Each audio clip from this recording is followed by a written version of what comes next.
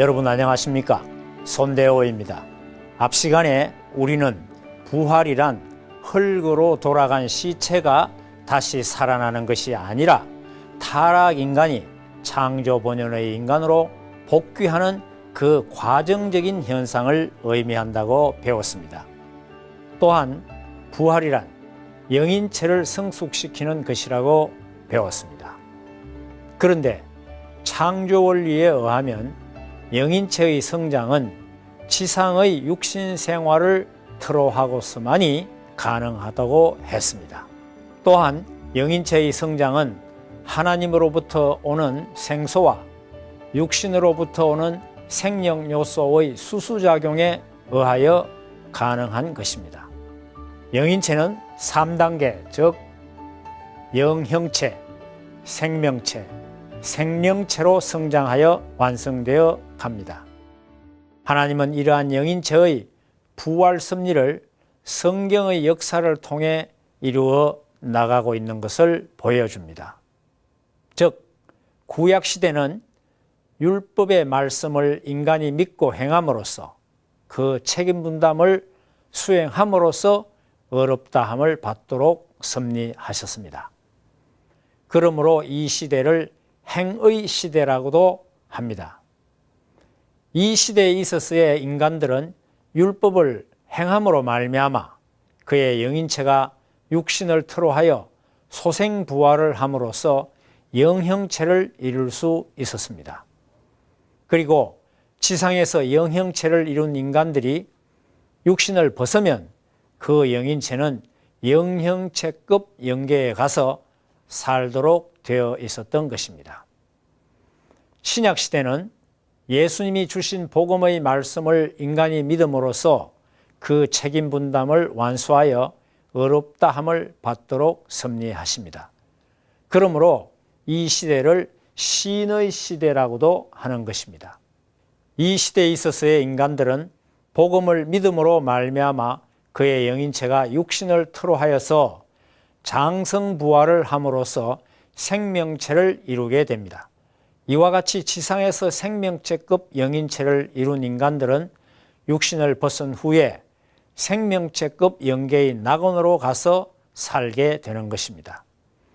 재림주님 이후의 시대는 성약시대로서 이때는 신구약을 이루시기 위하여 주시는 새 말씀을 인간들이 믿고 또 주님을 직접 모심으로써 그 책임 분담을 완수하여 어렵다함을 받도록 섭리하십니다. 그러므로 이 시대를 시의 시대라고도 하는 것입니다. 이 시대에 있어서의 인간들은 재림주님을 믿고 모심으로 말미암아 영육 아울러 완성부활되어 그 영인체는 생명체를 이루게 됩니다. 창조원리에 의하면 이와 같이 지상에서 생명체를 완성한 인간들이 생활하는 곳을 지상천국이라 하고, 이들이 육신을 벗고 영계에 가면 생명체급 영계인 천상천국으로 가서 살게 되어 있는 것입니다. 그러면 자신의 영인체를 생명체로 부활시키지 못하고 영계에 간 영인들은 어떻게 자신의 영인체를 부활시킬 수 있을까요? 이미 지상의 육신 생활에서 완성하지 못하고 타계해버린 영인들이 부활하기 위해서는 지상에 재림하여서 자기들이 지상의 육신 생활에서 이루지 못했던 그 사명 부분을 육신 생활을 하고 있는 지상의 다른 성도들을 협조하여 그것을 이루게 함으로써 그 지상인들의 육신을 통해 부활하는 것입니다. 이것을 영인들의 재림부활이라고 합니다. 지상에서 율법을 지킴으로써 하나님을 열심히 섬기고 간 구약시대의 영형체급 영인들은 메시아 강림 후에 지상에 재림하여서 지상 성도들로 하여금 뜻을 이루어 생명체급의 영인체를 완성할 수 있도록 협조하였습니다. 이에 재림 협조한 영인들도 그들의 협조를 받은 지상의 성도들과 동일한 혜택을 받아 함께 생명체를 이루어 낙원에 들어가게 되는 것입니다.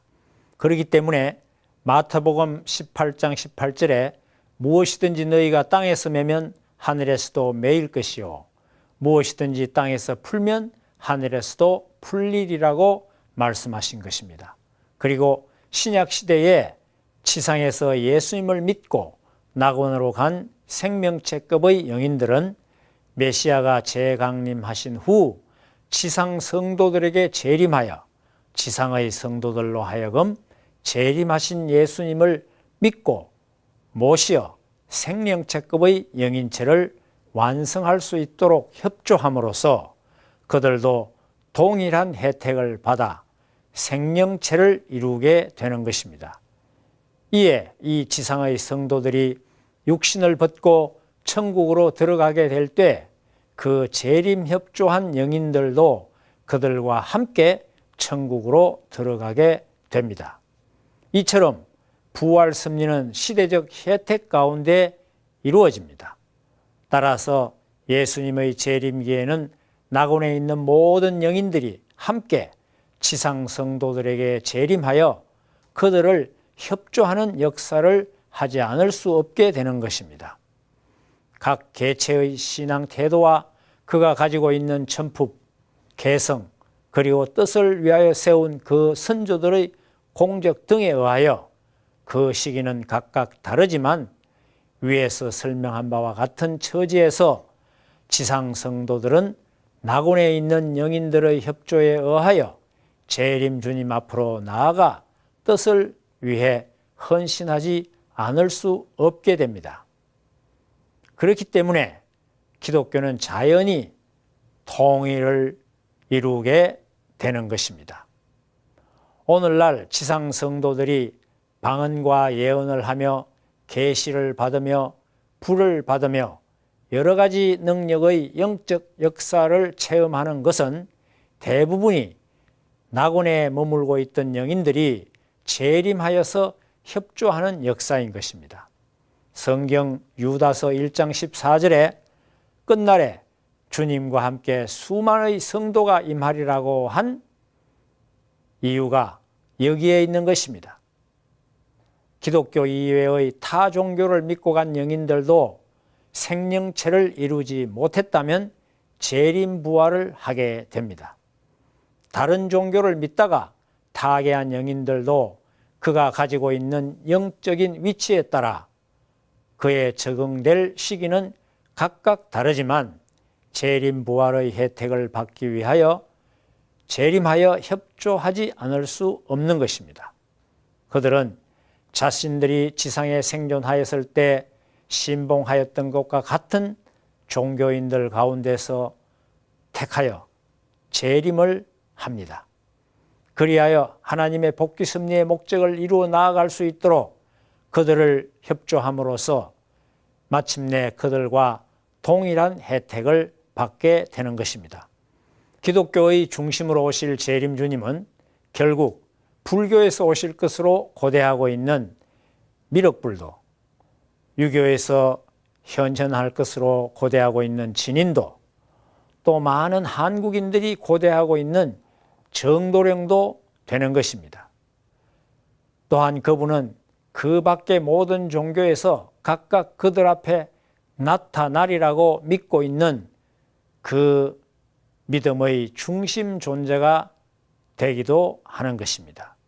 따라서 기독교뿐만 아니라 모든 종교인들은 결국 재림 주님을 중심한 하나님의 복귀 섭리를 이루는데 한목적적으로 협조하기 때문에 기독교뿐 아니라 모든 종교는 화합과 통일의 자리로 나아가지 않을 수 없는 것입니다.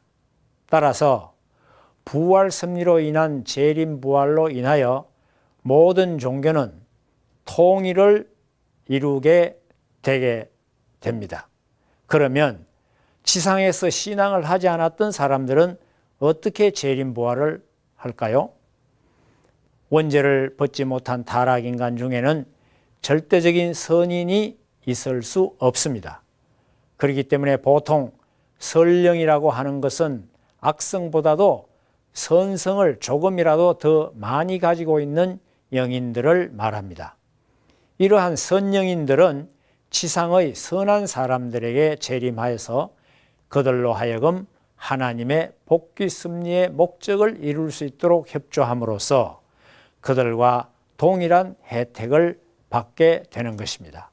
물론 악령들도 역시 재림하여서 시대적인 혜택을 받게 됩니다. 그러나 악령인들의 역사가 모두 다 재림부활의 혜택을 받을 수 있는 결과를 가져오는 것은 아닙니다. 그 역사가 결과적으로 하나님이 형벌로서 지상인의 죄를 청산하려 하셨던 것에 대한 탕감 조건으로 세워질 때 비로소 그 악령인들은 재림부활의 혜택을 받게 되는 것입니다. 통일 원리에 의하면 사탄이나 악령도 그의 대상을 취하여서 상대 기준을 조성함으로써 수수작용을 하지 않고는 그의 활동을 할 수 없다고 합니다. 사탄의 대상은 영계에 있는 악령인들입니다. 그리고 이 악령인들의 대상은 지상에 있는 악한 사람들의 영인체이며 지상에 있는 악한 사람들의 영인체의 활동 대상은 바로 그들의 육신입니다. 따라서 사탄의 역사는 악령인들을 통하여서 지상 인간의 육신의 활동으로 나타나는 것입니다.